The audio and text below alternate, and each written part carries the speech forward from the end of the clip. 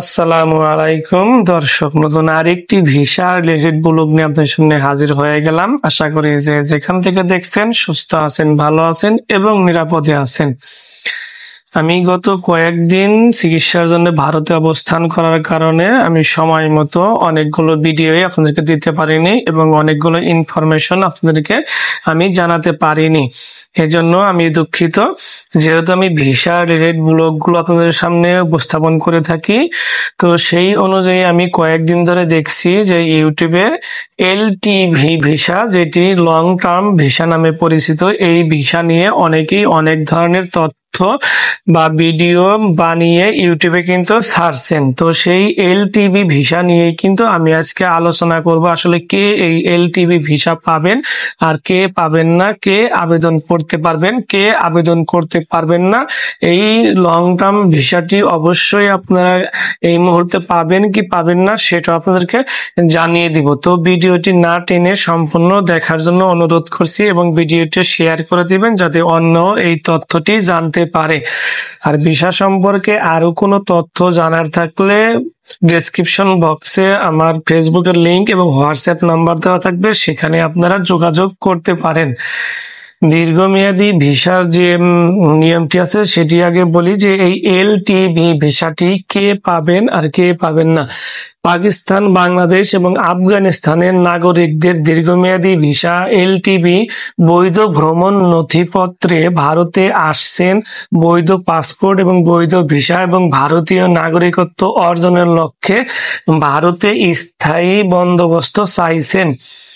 LTV ভিসার জন্য যোগ্য ব্যক্তি কারা?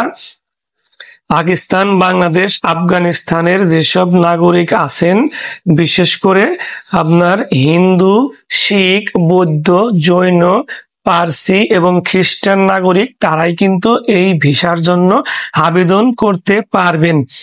পাকিস্তান, বাংলাদেশের মহিলারা ভারতীয় নাগরিকদের বিয়ে করছেন এবং ভারত অবস্থান করছেন, এবং আফগানিস্তানের নাগরিকরা ভারতীয় নাগরিকদের সাথে বিবাহিত এবং ভারতে থাকবেন।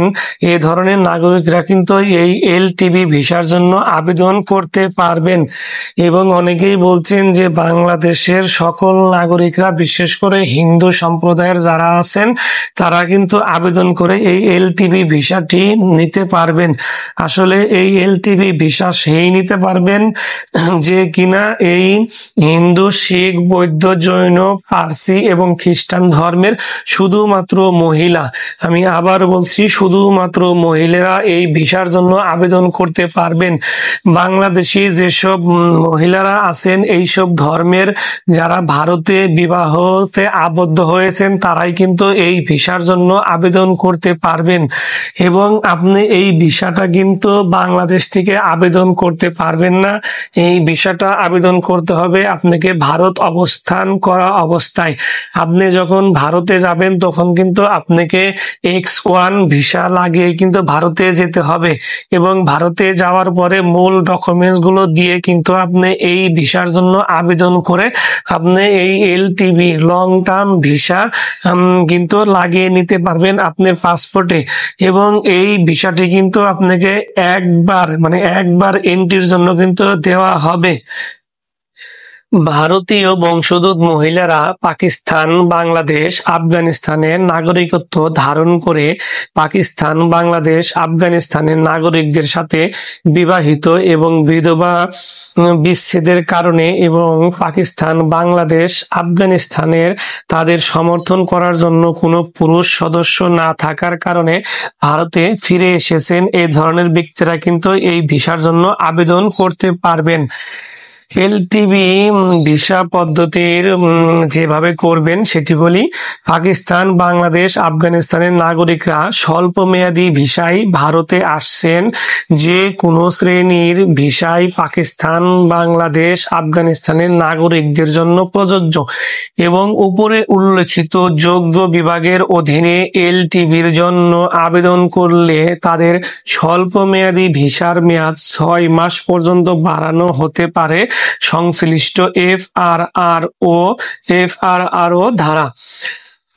স্টে ভিসা রেসিডেন্সিয়াল পারমিটে ভারতে থাকা যোগ্য শ্রেণীর অধীনে থাকা আফগানিস্তানের নাগরিকরাও দীর্ঘমেয়াদী এলটিভি দেওয়ার জন্য আবেদন করতে পারে।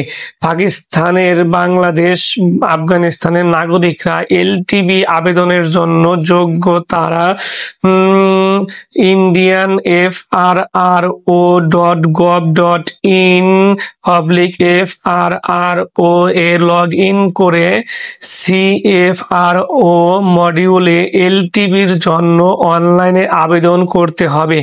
আবেদনকারীদের প্রতিটি বিভাগের জন্য নিচে উল্লেখিত ছবি এবং বাধ্যতামূলক নথিগুলো আপলোড করতে হবে এবং নির্ধারিত ফি সহ সংশ্লিষ্ট FRRO/DCP/FRO তে অনলাইনে আবেদন জমা দিতে হবে। এলটিভি আবেদনের সাথে আবেদনকারী যেসব নথি আপলোড করবেন সেগুলো হলো পাসপোর্টের কপি, ভিসা এবং আবাসিক পারমিটের কপি, ফটোগ্রাফ, ভারতীয় গ্যারান্টারের কাছ থেকে ক্ষতিপূরণ বন্ড।